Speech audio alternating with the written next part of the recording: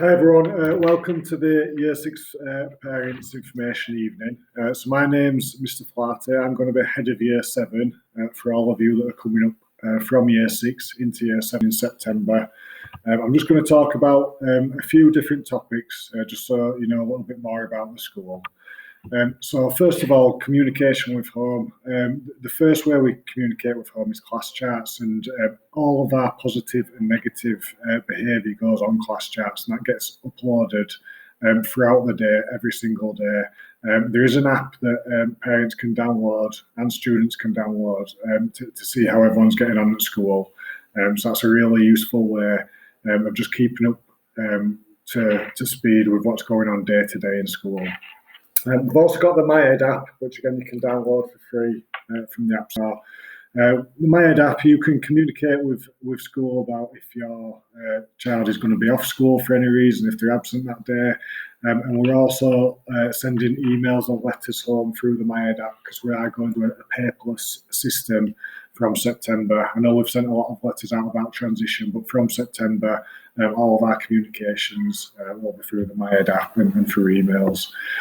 We also use Parent Pay, which you may use in primary school. We are cashless at school, so we don't have any money coming into school to pay for things. So any trips or paying for dinner money or anything like that, we do it through Parent Pay. So it just stops any money coming into school and getting lost, or students forgetting to bring money into school.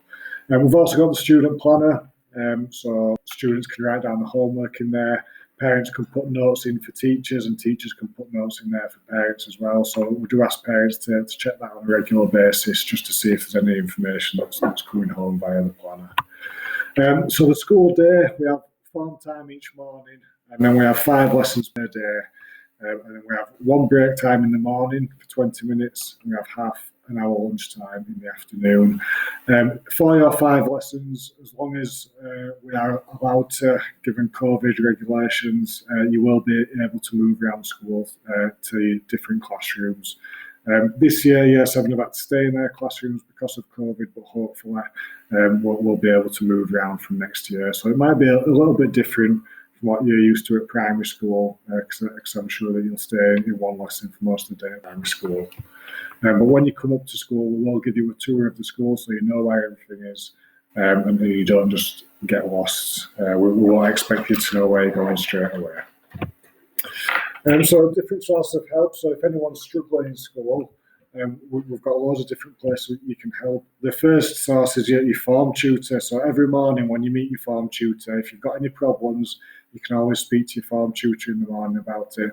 And same with parents. If you have any issues, you can email or phone and ask to speak to your child's form tutor, and they'll do what they can to help you. Student services in school is a place where if any students during the day have any issues, if you go to student services, they can point you in the right direction.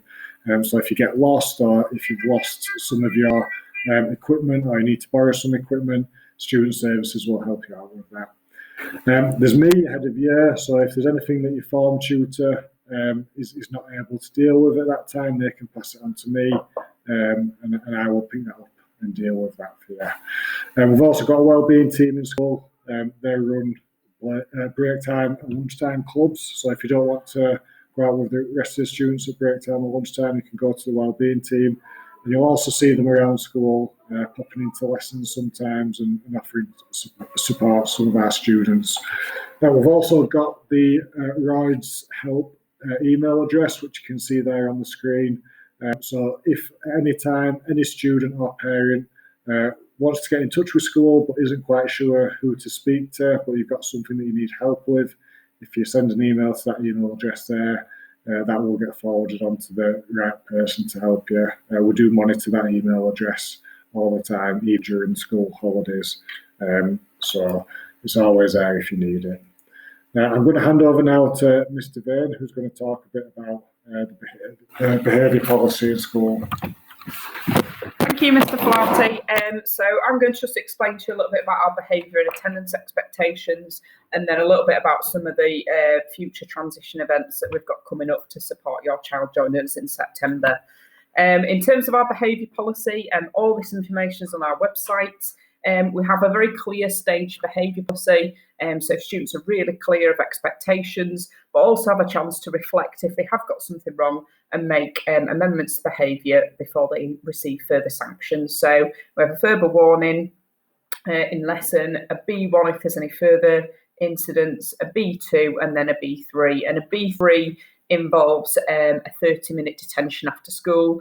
We notify parents via class charts. So as Mr. Flaherty said, if your child does receive any detentions, we will just notify you via class charts. So it's really important that you've got the app for that and that you've signed up to it. We will give all the login details out in September so that you can access that. We also, through class chart, send announcements and we set homework on there, so that will be really helpful to have that app. Uniform.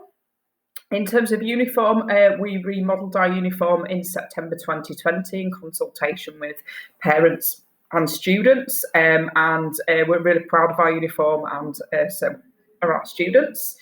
All students must arrive in school in full uniform, and all the full details of this are on our website. We've got a whole page about uniform, so you can check that.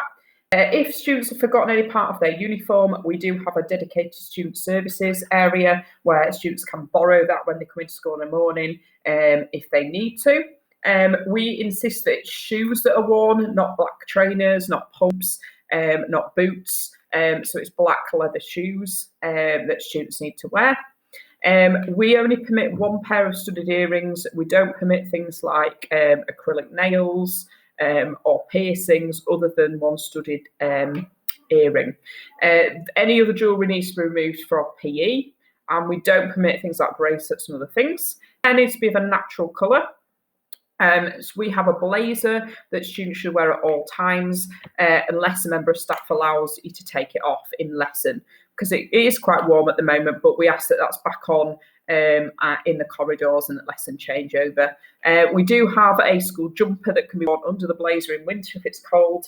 Then that can be purchased from our uniform suppliers, and we've got Natasha's and Bridge that stock our uniform.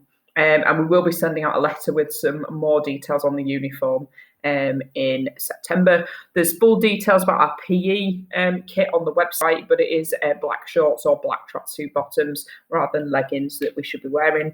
And obviously failure to follow the uniform or correct that student services will result in sanctions. Just regarding trousers, they need to be tailored. Not leggings, not really tight stretchy material, and the same as skirts. If students want to wear skirts, they need to be to the knee and tailored rather than the sort of thin stretchy material that some of the shops are selling at the moment. If you do have any queries about uniform before you go out and purchase it, please do contact us so we can clarify it before you purchase it.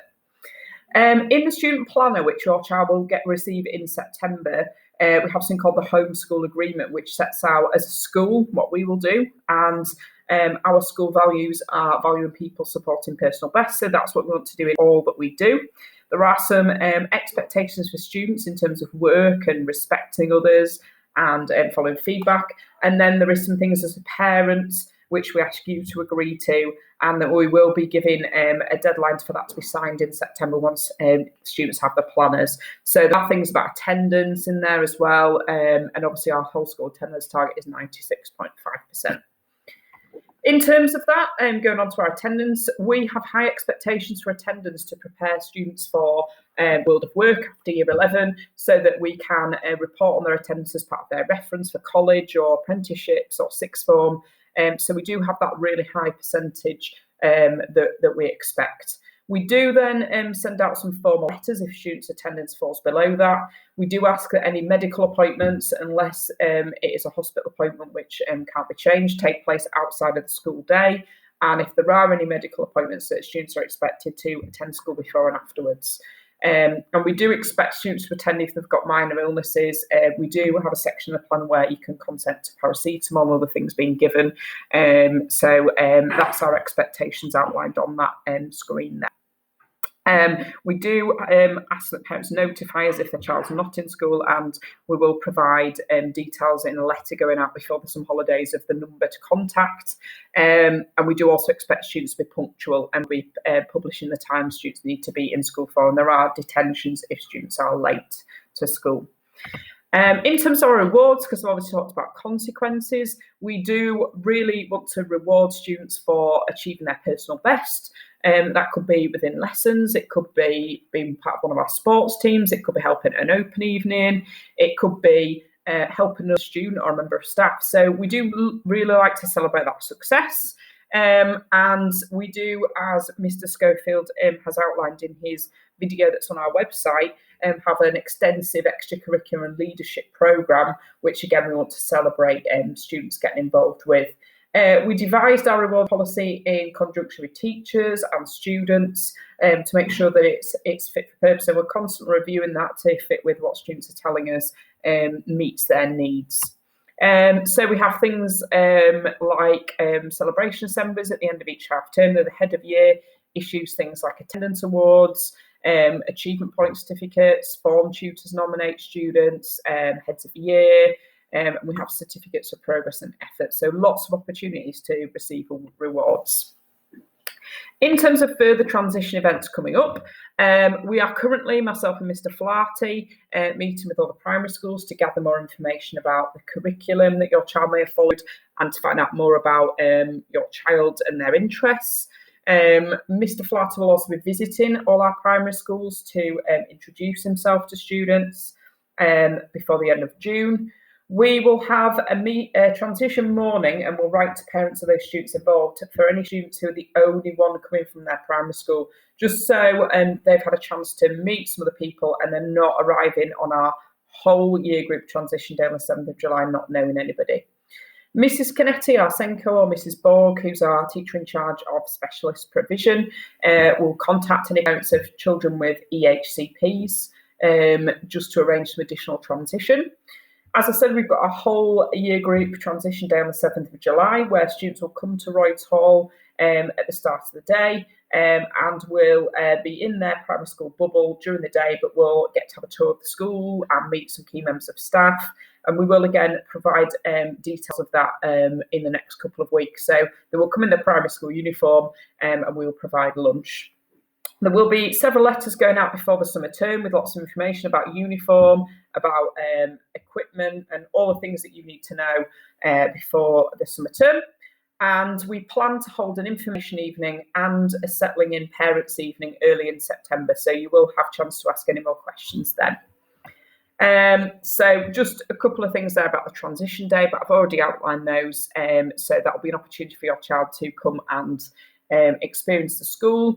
We won't be in our new form groups then, but my intention is to send form groups to primary schools before the end of term so your child will know which students from their current school they will be in a form group with and who their form tutor, and we'll display their pictures on the website. So in terms of the rest of the evening, we have got a dedicated Year 6 page on our website shown on screen there. If you go onto there, there is a video which has presentations from our subject leaders for English, Maths and Science. It's got a presentation from Mr. Schofield about extracurricular and one from Mr. Bateman about catch-up.